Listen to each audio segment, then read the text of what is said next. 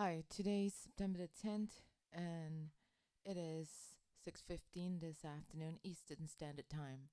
Today's Monday, September the 10th. Today at 10 o'clock, 10 hours ago, Doug Ford had tweeted out, reference the judge's ruling this morning. I'll have more to say about this at noon. Stay tuned. What he's referring to is what he actually was elected on June the 7th, 2018 of this year. He was elected to be the Premier of Ontario, Canada, and his plans were basically cost cutting. When he tried to invoke, basically what he tried to do was introduce Bill 5, which was to cut down the amount of councillors and municipal. Municipal is the lower level of government. There's three levels of government. There's the federal, and then there's the provincial, which Doug Ford is the province of Ontario's premier, and he was elected on June the 7th. Below him is basically the municipal. So his cost-cutting measures, which he was elected to perform, now is being challenged. And when he took it to court, basically it was struck down by a judge. When you take a look at the this afternoon at 2:34, he was basically saying that the judge was appointed by the Liberal Premier Dalton McGuinty, and that judge that he was talking about was Superior Court Judge Edward Beloba. So,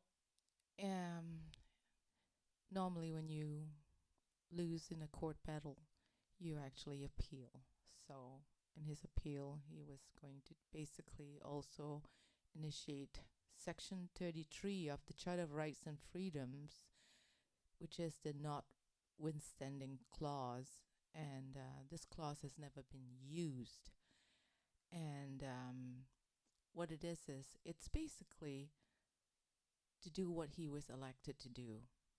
And it's hard to say this because this will be the first time that a leader has taken the power that was given to the leader but never used before. So Section 33 of the Charter of Rights and Freedoms, the Notwithstanding Clause, has been known as one of the most controversial aspects of the Charter and has never been used in Ontario.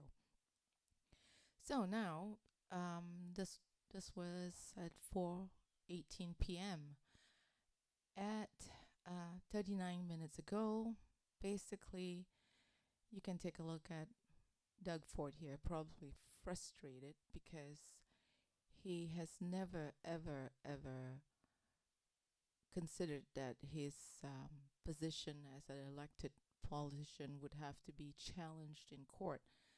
So he said, we're taking a stand, the Ford said, of the court decision, noting the government will also launch a legal appeal because the result is unacceptable. Now, what it is when you take a look at the premier, he is the higher level and he should have a say. When you take a look at the power that the Liberals have had from 2003 to 2018, what they've done is they've actually initiated the same-sex marriage, and then they had this mixed member proportional representation, and then of course they had that wonderful sex education, and it's just horrible because it's caused a lot of problems, and Doug Ford's going to make sure that that doesn't happen again.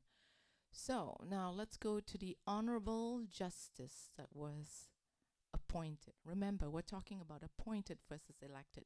Doug Ford was elected. This judge here, the Honorable Justice Edward Beloba, was appointed, and he was educated at the University of Waterloo and then Osgoode Hall. So, University of Waterloo, we've had a lot of issues with freedom of speech and the lack of it, and the lack of promoting freedom of speech. That's another case, and that's another show that we'd have to put on. But what it is this judge has been appointed, and appointed by the party that Doug Ford basically defeated. So if you take a look at it, he's been appointed to the Superior Court of Justice, and that was in May the 6th, 2005. I believe they appoint the judges on May the 1st. And these are the 5 reasons of his decisions, basically reasons for decisions. And what it is in short is the judge said it's not democratic. But my point here is you can't have a judge overriding the judgment, overriding the government that basically puts them in power. And the judges are there to interpret the law and not to make decisions that overrides the government's decision. So I'm doing a quick recap here. Basically, Doug Ford wants to take into consideration that the judge's rulings today, he wants to have more say about it, and he wants to make sure that he's appointed for what he was, not appointed, but he does what he was elected to do.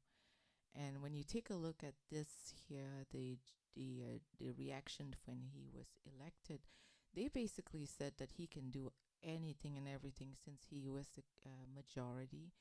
And now all of a sudden they're challenging him. So I don't think this is right, and I think that the Ontarians should basically back and support the elected person that they elected, a democratically elected person to be the leader of Ontario should be able to make rules instead of having to be tied up in court. So to recap here, we're talking about an elected official, Doug Ford, versus an appointed judge appointed by the party that he defeated, appointed by the Liberals. This is Angela De Cruz, and I am Queen Liberty on Twitter. And I hope you enjoy this show, and I'm hoping to do more. This is my first show, so hopefully you guys will forgive me for this. I'm doing this basically doing this for the first time. Thank you very much, and have a good day.